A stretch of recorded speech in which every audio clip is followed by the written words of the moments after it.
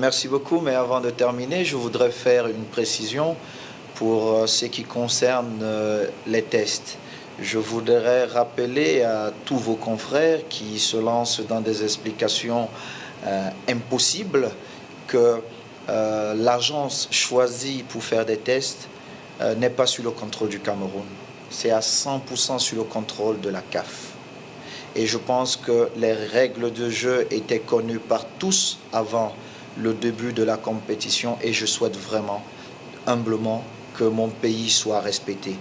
La Tunisie a eu 7 cas de joueurs testés positifs face au Nigeria. Je ne pense pas que la Tunisie jouait face au Cameroun.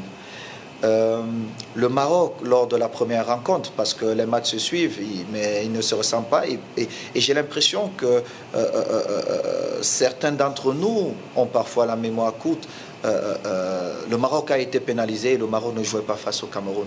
Donc, je pense qu'il n'est pas fair play d'insinuer des choses, d'accuser le gouvernement camerounais, de m'accuser moi-même. Vous savez, j'ai essayé d'être un grand champion, mais je l'ai été parce que j'ai mérité toutes mes victoires dans les stades.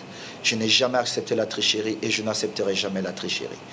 Maintenant, j'espère que c'est clair pour tout le monde et que les faux débats qu'on veut mettre sur le dos de l'État camerounais et de la Fédération camerounaise de football cesseront.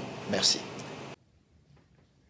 Les Burkinabés sont actuellement en train de se plaindre, alors que c'est eux qui sont les premiers adversaires du Cameroun pour le coup d'envoi de la CAN 2022. Selon Bertrand Traoré, qui d'ailleurs est le capitaine de l'équipe, la sélection du Burkina Faso, communément appelée les Talons, ils ont subi un test vendredi à 1h indue. 22h, 23h.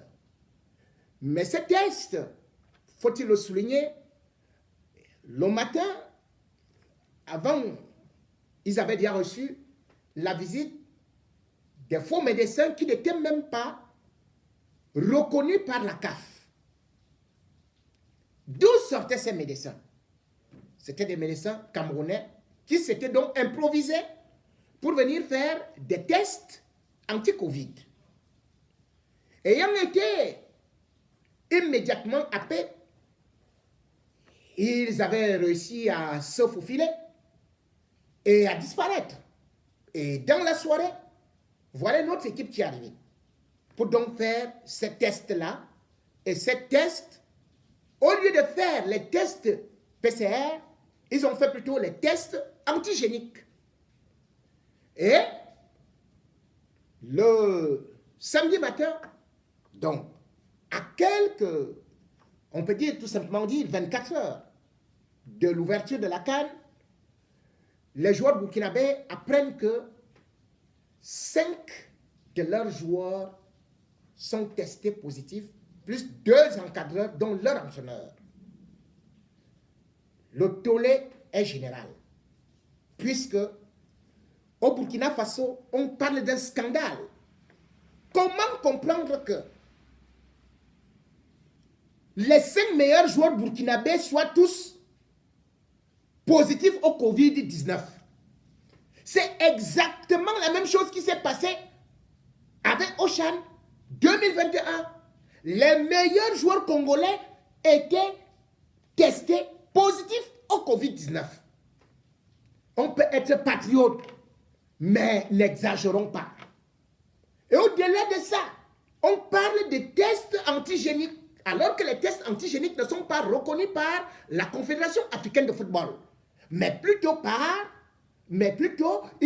c'est plutôt les tests PCR. Le Burkina Faso est donc déjà dans la contestation avant même le premier match. Où allons-nous? Quelle image? Si déjà on n'est pas crédible, si on commence déjà, comme les Burkinabés nous accusent de manipulation, et puis on va donner raison aux Marocains qui viennent avec tout chez eux, de chez eux. On va donner raison au monde entier qui dit que tous les tests au Cameroun sont faux. avant que les Burkinabés ne se plaignent, plusieurs radios internationales et chaînes de télévision avaient déjà fait des enquêtes, y compris avec ce qu'on appelle caméra cachée, pour démontrer que les vaccins, c'est-à-dire que le carnet vaccinal au Cameroun était traficoté. Donc, les faux carnets de vaccins, les faux tests de vaccins. Mais on a beau vouloir défendre un pays qui est nôtre, mais est-ce normal qu'on passe toujours par le faux?